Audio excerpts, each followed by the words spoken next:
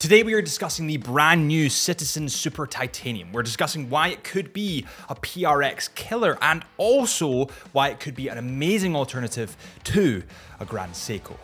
Welcome back to the Chisholm Hunter channel. My name is Harrison, as always. And today we have the brand new Citizen Super Titanium.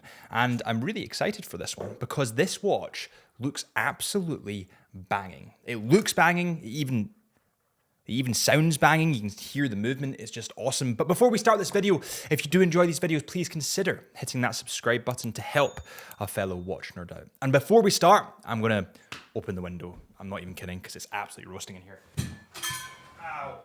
Oh, tell you what, summer in Scotland hits different. So let's discuss firstly the specs of this watch, cover everything you need to know, and then we'll start comparing it to the Tissot PRX, and also why I think it's a great affordable alternative to the legendary Grand Seiko. In the 1970s, Citizen was actually the first ever watch brand to commercialize the use of titanium within their watches. Now, that's a pretty awesome achievement to have.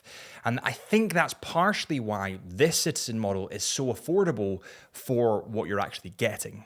Now, Super Titanium is actually produced by treating solid titanium with Citizen's surface hardening technology Duretic. This achieves a level of hardness which is 5 times harder than stainless steel, which is pretty bonkers. And if you live an active lifestyle, if you are constantly bashing your watch and noticing scratches and scars on your watch, then potentially Super Titanium is something to look at because it won't scratch as easily. So I think part of the reason why I fell in love with this watch and part of the reason why I really wanted to review this watch was because of the specs.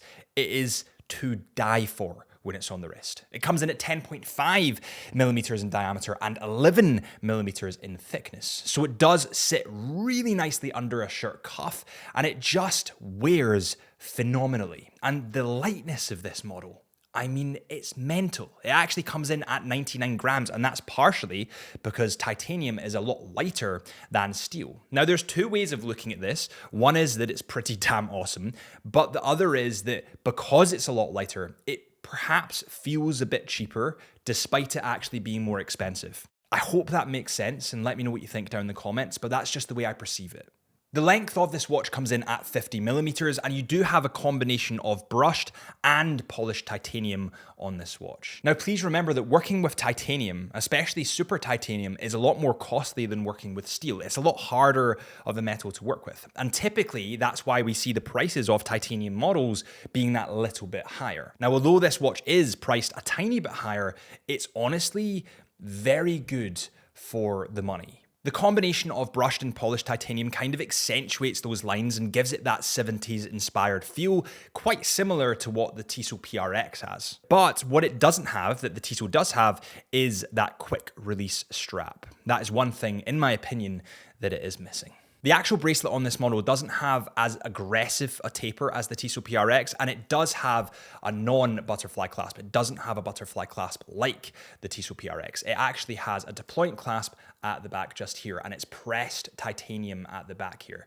And I'm not as big a fan of this as the butterfly clasp, if I'm totally honest, but it still does feel quite good. It feels strong. And remember that the price of this is a lot lower than the Tissot PRX. This specific model has sapphire crystal glass, which is great because it's very, very scratch resistant, and also has an open case back so that you can see into that movement. And we'll get onto the movement after we cover the dial. And with that said, I've literally just realized that I'm not even wearing my watch or rings today, which is a rare occasion. When I forget to wear my watch, that's when you know it's been a really, really busy day. So what is on your wrist today? It's time for the Chisholm Hunter tradition, which of course is the wrist check. Please let me know in the comments what you're wearing today, or if you've got one of these bad boys on. I'm seriously obsessed with this. I keep looking at the dial and it keeps distracting me from actually filming this video. The dial on this watch to me is definitely where it shines through. I mean, this dial is phenomenal. Absolutely beautiful. Now, when we talk about Grand Seiko, we talk about the king of dials, but Grand Seikos are very out of reach for a lot of people.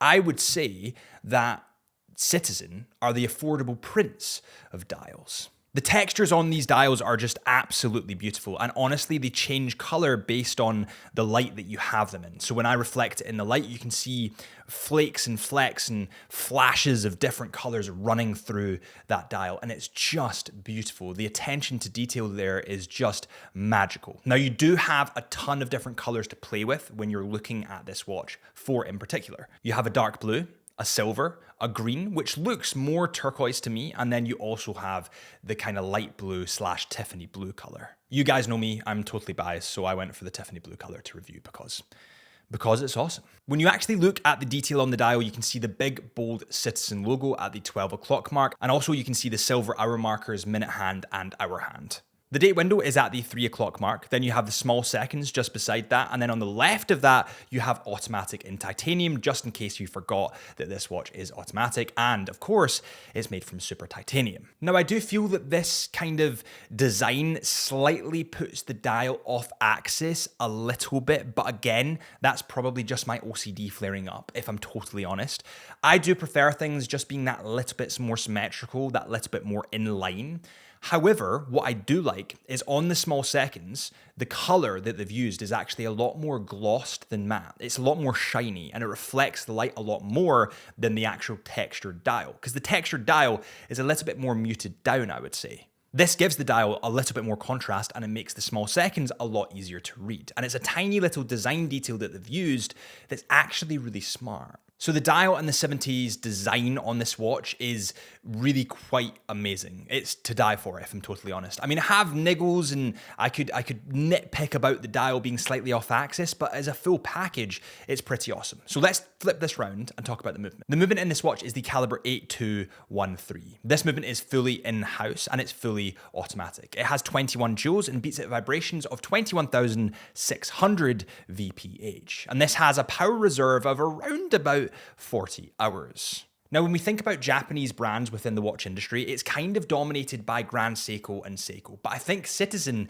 is actually quite a big player now, and they're getting bigger, and there's no wonder why, because watches like this will catapult them into new levels of stardom. This will be, I believe, one of the pinnacle pieces that kind of raises every other product around it. It will be almost like the Grand Seiko Snowflake. People get into the brand through the Snowflake, but then they research other watches off the back of that and realize that Grand Seiko as a whole is pretty awesome. I think this is the Citizen's Snowflake. Now, this watch comes in at £499 on the Chisholm Hunter website. We're actually official stockists of Citizen watches. So if you want your next Citizen watch, make sure you head to chisholmhunter.co.uk. And yes, this isn't cheap, but I cannot mention or I cannot name another brand that has titanium, a full titanium body and bracelet for under £500 with an in-house movement with 40 hours of power and from a Japanese brand. It's just